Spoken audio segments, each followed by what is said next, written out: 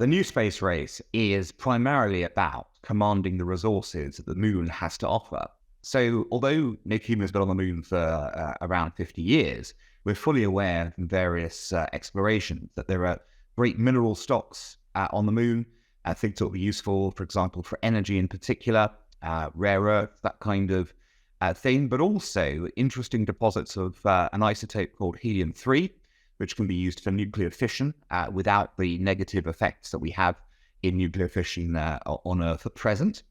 And finally, there's also the prospect of vast amounts of water being discovered on the moon. And that could obviously lead both to colonization of the moon, quite possibly, but also as a staging post, as it were, for rockets heading off to further areas. Because if you turn water into liquid hydrogen, you fuel rockets, basically. So there is a possibility of a vast amount of energy for rockets to fuel further space exploration. So there's a lot of talk, obviously, about exploitation of resources by countries, by companies, and also by what potential this could have for future space exploration as well. And so that is why there's this great rush right now to be the first there and to claim these before somebody else can. The Chinese have said they'd like to, or they're aiming to land a man on the moon, a woman, depends on who they're sending, in the next 5 to 10 years. So we've got this goal about preparing for that mission, of course. Now, part of that will be where do you land on the moon and what do you do when you're on there as well? What are you trying to claim? So a lot of the missions we're seeing right now are trying to work out what might be the most propitious place to land. There's currently a lot of focus, for example, on the south pole of the moon. The Indians landed a sort of explorer there at the end of last year, and that seemed to indicate the presence of large amounts of water. So again, we've got to find the right area to land in, and then what can we claim once we get there? So part of this is just pure exploration in terms of working out what's there. And the second is what can we potentially... Well, the big story about weaponry in space is not so much that it will be placed on the moon, which would be probably not that helpful to what people would be trying to do, but actually just positioning nuclear weapons in space. And earlier this year, we had a leak, did we not, from the US Intelligence Committee suggesting the Russians were contemplating putting some kind of nuclear device into space. It was unclear what exactly that was.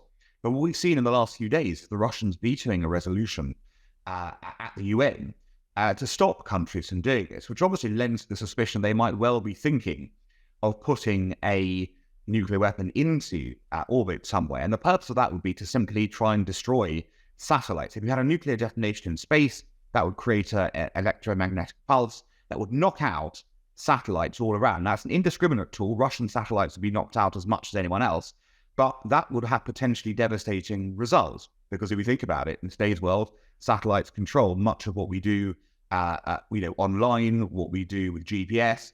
There's all sorts of factors that if you were to knock the satellites out, modern life as we know it would be severely impaired. So there's obviously a very serious threat to humanity firstly, but secondly to obviously any countries. And to have the threat of this lingering over us tells us that there's a big problem with what the Russians might be intending to do and what they might be looking to use this nuclear weapon as leverage for.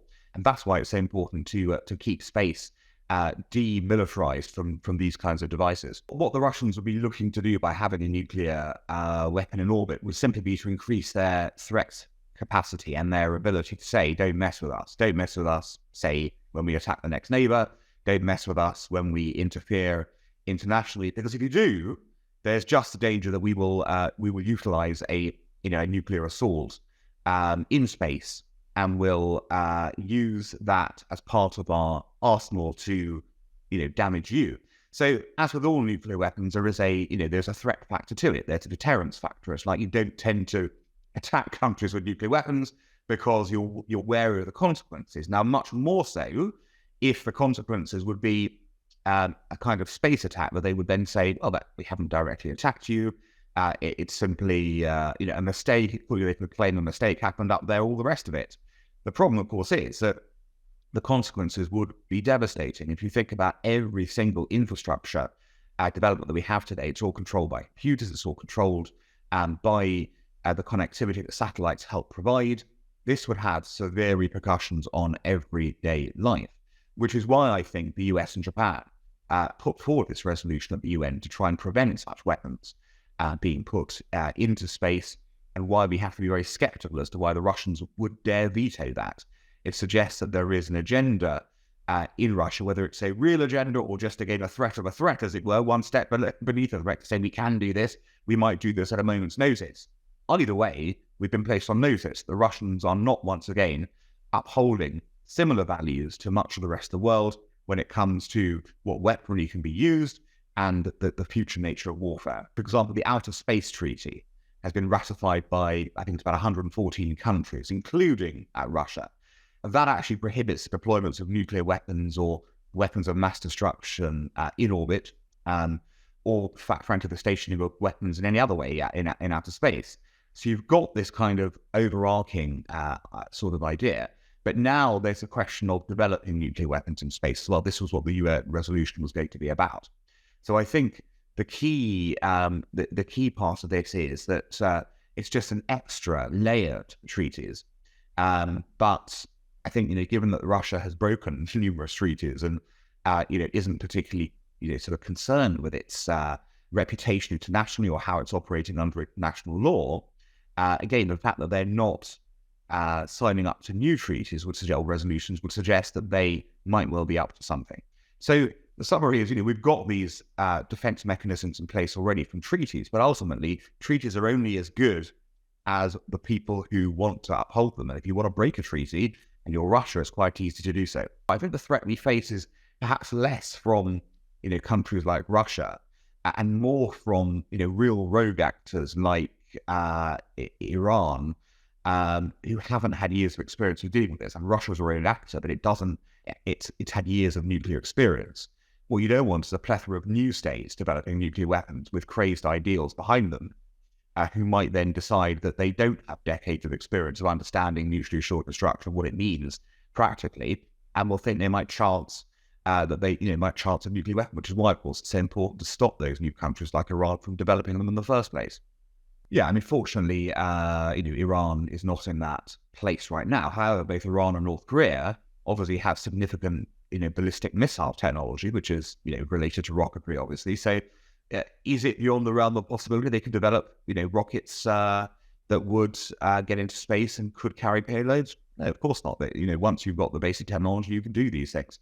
So, yeah, again, the fear is you want, the fewer nuclear powers, the better, because you don't want nuclear weapons starting to orbit the Earth. That would be, another front, if you like, in the global battle for influence and power.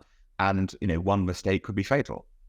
We've got these weapons already that can utilize low space, as it were. We've got interceptors that can do that. And I suppose the next question is, do we develop, some kind of weapon systems up there that are missile, defense interceptors? I'm sure there's a plan for that. But let's not forget that already 30 years ago, 40 years ago, we had the whole Star Wars idea. Not the film, of course, but the Reagan era lasers in space idea that would shoot down nuclear weapons in space. So the idea of using space for defensive capabilities has been around for some time now, and presumably that's something else that will be looked at. And given that we've militarized every capacity on Earth, it would be crazy to think that at some point we won't try and do it in space. But that's why it's so important to try and get these international agreements in place to stop such things from happening. Because the only way you can do it is if you get a blanket ban enforced, and then everyone recognizes that is not the way for humanity to go. If it doesn't, space will be as militarized as the Earth in the next few decades, and we will have yet more dimensions to worry about when wars potentially could break out.